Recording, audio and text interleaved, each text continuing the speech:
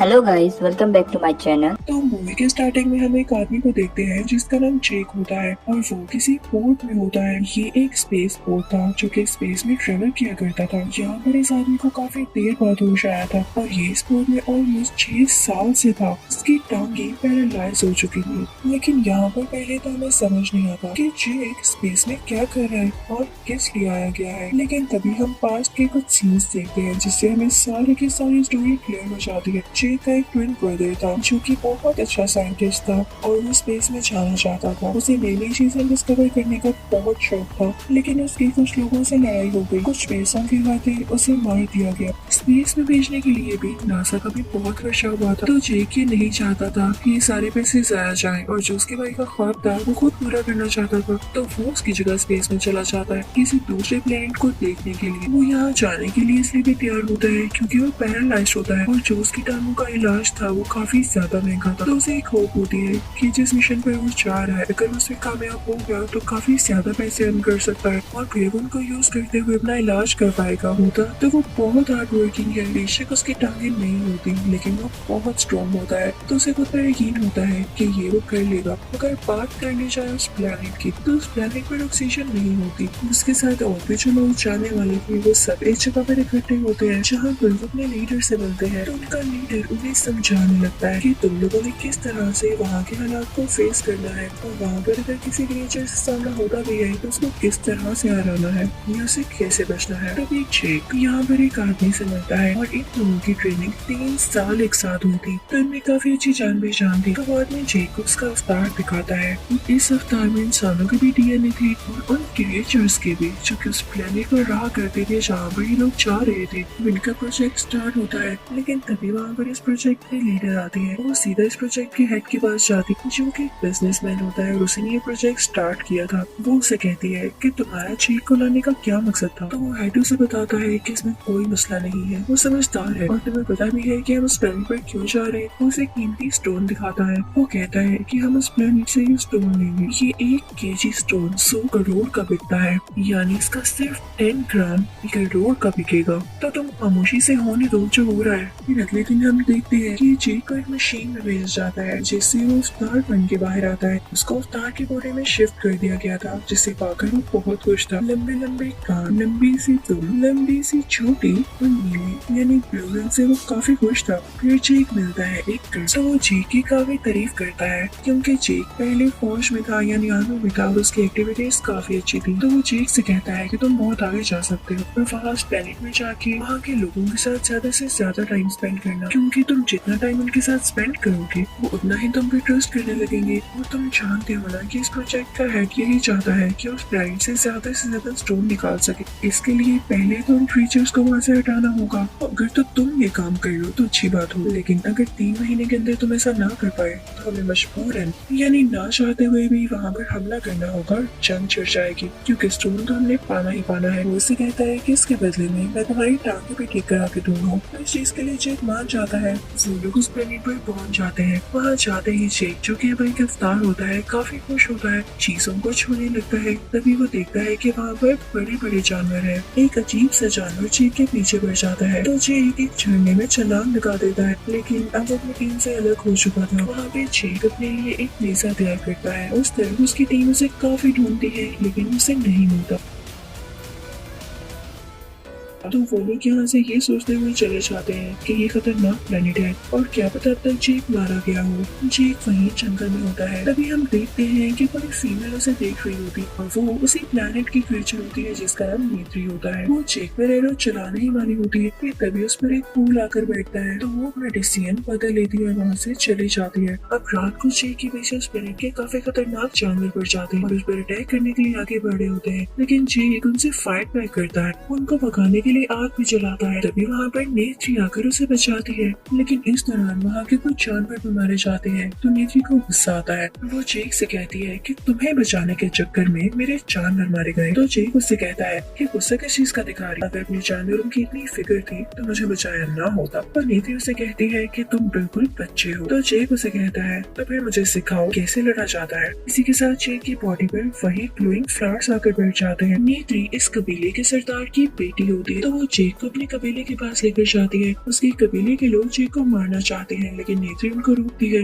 तो ये बात एक कोल्ड क्रिएचर को अच्छी नहीं लगी। ये वही क्रिएचर होता है जो कि अब आगे जाकर इस कबीले का सरदार बनने वाला था। लेकिन नेत्री की माँ जो कि वहाँ की रानी होती है, नेत्री से कहती है कि तुम्हें मैं इजाजत देती हूँ, तुम जेक को चीजें सिखा सकती हो। दूसरी तरफ हम देखते हैं कि जेक की असल दुनिया में आंख खुलती है, यानी उसी पोर्ट में। तो वो सबको बताने लगता है कि मैंने उन लोगों का ट्रस्ट जीतने के लिए पहला स्टेप तो पार कर लिया, जिसे सुनकर सब लोग काफी खुश होते हैं। अब नेत्री जेक को काफी चीजें सिखाने लगती है, जैसे कि हॉर्स राइडिंग वगैरह। दूसरी तरफ हम इस प्रोजेक्ट के लीडर को देखते हैं जो कि अपनी टीम को लेकर इस जगह पर आ जाती है। वहाँ पर इनका एक छोटा सा कैबिन होता है पहाड़ों के ऊपर, जो कि बादलों में उड़ सकते थे। ये बहुत ही चार्मिंग व्यू है। उस तरफ जेक की ट्रेनिंग आहिस्ता आहिस्ता शुरू हो जाती है। देखते ही देखते जेक की काफी अच्छी ट्रेनिंग हो जाती है और वो वहाँ की सब बातें सीख जाता है। हॉर्स राइडिंग करना, वहाँ शिकार कैसे करना है, और सबसे बड़ी बात नेचर से प्यार करना। अब नेत्री जेक को एक जगह पर लेकर जाती है जहाँ पर वो उसे एक परिंदे से मिलाती है। वो उससे कहती है कि ये उड़ सकता है और पता है इसकी खासियत क्या है, कि ये अपना राइडर खुद ही चुनता है और सारी जिंदगी उसी के साथ सिंसियर रहता है और उसी को लेकर उड़ता है, उसके अलावा किसी को नहीं चुनता। कि इसमें खतरे वाली बात ये है कि इसको चुनने से पहले तुम्हें भी बहुत केयरफुल रहना होगा, ये तुम्हें मार भी सकता है। अब ऐसे ही होता है, लेकिन जल्द ही जेक उस परिंदे को चुन लेता है और उस पर काबू पाकर उड़ने लगता है। नेत्री और जेक अपने अपने परिंदों पर उड़ रहे होते हैं और काफी इंजॉय कर रहे होते हैं। जहाँ पर इन्हें एक दरख्त भी नजर आता है, वो जगह काफी खूबसूरत होती है, लेकिन तभी इनके पीछे एक खौफनाक परिंदा पड़ जाता है। तो ये लोग जल्दी उससे लड़ के उसे हरा देते हैं और अपनी जान बचा लेते हैं। तो नेत्री जेक को बताती है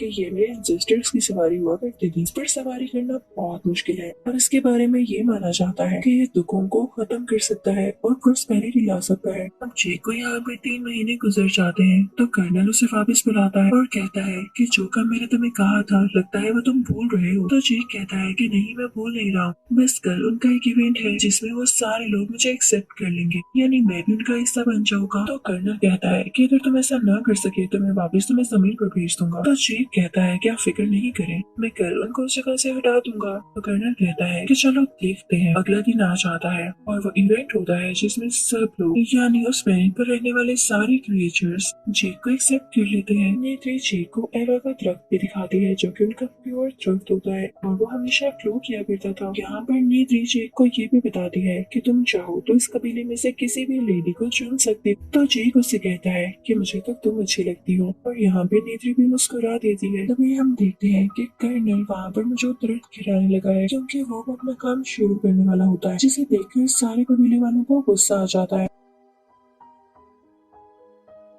जेक उनको रोकने की काफी कोशिश करता है, लेकिन इंसान तो रुके नहीं रहे थे। ये सब देखकर वो क्रिएचर जो उस कबीले का नया सरदार बनने वाला था, जेक पर हमला कर देता है और नेत्री उसे बचाती है। अब इस प्रोजेक्ट के लीडर कर्नल से कहती है कि जरूरी नहीं है कि तुम उनकी जमीन खोद कर उनके दरख्तों को गिरा कर स्टोन को हासिल करो, क्या पता स्टोन चारों तरफ हो। तब तक जेक भी आ जाता है जो कि आकर कर्नल को समझाता है और इस प्रोजेक्ट के हेड से भी कहता है कि आप लोगों को ये स्टोन क्यों चाहिए। वो लोग नेचर को बहुत पसंद करते हैं, वो कभी भी से नहीं जाने वाले। तो कर्नल कहता है कि हमें इससे फर्क नहीं पड़ता, अगर वो नहीं जाएंगे तो मैं तुम्हें पहले ही बता चुका हूँ कि हम जंग करेंगे। जब कल सुबह ऐसा ही होगा। लीडर और जेक उन्हें समझाने की काफी कोशिश करते हैं, लेकिन वो तो सुने नहीं रहा होता। वो बस उनको इतना सा मौका देता है कि तुम लोग वापिस अपने अवतार में एक बार जा सकते हो और उनको डील कर सकते हो, ये तुम लोग के पास आखिरी मौका है। इस प्रोजेक्ट के लीडर और जेक अपने अपने अवतार में चले जाते हैं और दोबारा से उस प्लानिंग पर जाते हैं, जहाँ पर जेक जाकर सब कुछ सच सच बता देता है कि मुझे यहाँ पर इसलिए भेजा गया था कि मैं आप लोगों को इस जगह से हटा सकूं, क्योंकि हमें यहाँ से कुछ जरूरी चीजें चाहिए। तो नेत्री सुन के रोने लगती है और चिल्लाने लगती है कि तुमने मुझे धोखा दिया है, तुम अब तक ड्रामा करते आ रहे थे। उस प्लानेट के क्रिएचर्स जेक और उस प्रोजेक्ट के लीडर को कैद कर लेते हैं। तभी वहाँ पर कर्नल अपने लोगों के साथ आ जाता है। जेक उसे मना भी कर रहा होता है, लेकिन वो फिर भी इस तरफ आ जाता है। अब इस कबीले के लोग उन पर अटैक करने लगते हैं, लेकिन वो अपने बो और एरो से कितना अटैक कर पाते। कर्नल उन पर बॉम्ब्स फेंकने लगता है, जिससे हर तरफ आग लग जाती जाती है और कबीले के लोग डर के रोने लगते हैं। तभी एक फीमेल क्रिएचर जेक के पास आती है और उसे खोलते हुए कहती है कि हमारी जान बचाओ। लेकिन इतनी देर में कर्नल वो ट्रक भी गिरा देता है जो कि उनका प्योर ट्रक था। सब लोग नटेरी के पिता भी इन सब में मारे जाते हैं। नटेरी को अब जैक से नफरत होने लगी थी। तभी कर्नल के आदमी आकर जेक और ग्रेस की मशीन बंद कर देते हैं, जिससे वो दोनों अपने इंसानी रूप में आ जाते हैं। फिर उन दोनों को एक जगह बंदी बनाकर कैद कर देते हैं। जब ट्रूडी को पता चलता है तो वो उन दोनों की मदद करने जाती है। वो उनको उनके कैद से छुड़ाकर अपने साथ ले जाती है। फिर वो लोग अपने लैब को वहाँ से कहीं और शिफ्ट कर देते हैं ताकि कोई भी उसे न ढूंढ पाए। जैक फिर अपने मशीन में जाकर अपने अवतार के साथ जुड़ता है। जैक फिर ओमेटिकाई लोगों को अपनी वफादारी साबित करने के लिए अपने इकरान के साथ तोरुक के पास जाता है ताकि वो उसे कंट्रोल कर सके। फिर जैक तोरुक के साथ ओमेटिकाई लोगों के पास जाता है जो उस वक्त प्रार्थना कर रहे होते हैं। जब वो जैक को तोरुक के ऊपर देखते हैं तो वो सभी लोग चौंक जाते हैं और उसके आगे सर झुकाने लगते हैं। नटेरी भी जैक के ऊपर फिर विश्वास करने लगती है। जैक फिर सूते के पास जाता है और उससे अपनी मदद मांगता है। सूते भी उसका हौसला देखकर उसकी मदद करने के लिए तैयार हो जाता है। जैक फिर उन लोगों को एक मोटिवेशनल स्पीच देता है। ये सुनकर वो सभी लोग जोश में आ जाते हैं। जैक फिर एवा देवी के वृक्ष के पास जाता है और उनसे अपनी मदद मांगने की प्रार्थना करता है। अगले दिन जब इंसानी लोग उनके पेड़ों को तोड़ने की कोशिश करते हैं तो जैक अपने सभी साथियों के साथ उनके ऊपर हमला कर देता है। जैक की मदद करने के लिए पेंडोरा से अलग अलग कबीले के लोग भी आए होते हैं। कुछ लोग इंसानों के ऊपर आसमान से हमला करते हैं तो कुछ लोग अपने घोड़े में सवार होकर उनके ऊपर हमला करते हैं। जैक अपने तोरुक की मदद से कई सारे चॉपर्स को तबाह कर देता है, लेकिन इंसानी लोग उन सब के ऊपर भारी पड़ जाते हैं क्योंकि उनके पास आधुनिक हथियार होते हैं। एक एक करके पेंडोरा के लोगों की जाने जाने लगती हैं। तभी ओमेटिकाई के लोगों की मदद करने के लिए वहाँ के जानवर भी आ जाते हैं जिन पर गोलियों का कुछ असर नहीं होता। वो एक एक करके उन सभी सैनिकों को मारने लगते हैं। आसमान से भी कई सारे इकरान उनके चॉपर के ऊपर हमला कर देते हैं। जैक फिर कर्नल के चॉपर के ऊपर हमला करता है और उसे गिरा देता है। कर्नल फिर अपनी जान बचाने के लिए एक रोबोट के अंदर बैठ जाता है और जैक से लड़ने लगता है। कर्नल को फिर जैक का स्लीपिंग चैम्बर दिख जाता है। जैक फिर अपने भाले से उस रोबोट का हेलमेट तोड़ देता है ताकि कर्नल सांस ना ले पाए। फिर कर्नल अपना ऑक्सीजन मास्क पहनता है और जैक के स्लीपिंग चैम्बर को तोड़ने की कोशिश करता है। तभी जैक का कनेक्शन अपने अवतार से टूट जाता है। तभी नटेरी वहाँ आती है और कर्नल को अपने तीरों से मार देती है। जब जैक का इंसानी रूप जागता है तो उसका अवतार डेड हो जाता है। जैक को अपने इंसानी रूप में सांस लेने में दिक्कत होती है क्योंकि वहाँ कोई ऑक्सीजन नहीं होती। तभी जैक ऑक्सीजन मास्क पहनने की कोशिश करता है लेकिन वो वहाँ तक नहीं पहुँच पाता और बेहोश होकर गिर जाता है। तभी नटेरी को पता चलता है कि जैक अपने इंसानी रूप में है और वो उसकी मदद करने के लिए अंदर जाती है और फिर उसे ऑक्सीजन मास्क पहना देती है जिससे जैक की जान बच जाती है। उसके बाद वहाँ से सभी लोगों को धरती पर भेज दिया जाता है। जैक अपने कुछ साथियों के साथ वहीं पर रहता है। उसके बाद वो लोग जैक के शरीर को एवा देवी के वृक्ष के पास ले जाते हैं जहाँ वह जैक की आत्मा को उसके अवतार वाले शरीर में ट्रांसफर करते हैं। फिर जैक हमेशा के लिए एक नावी बन जाता है।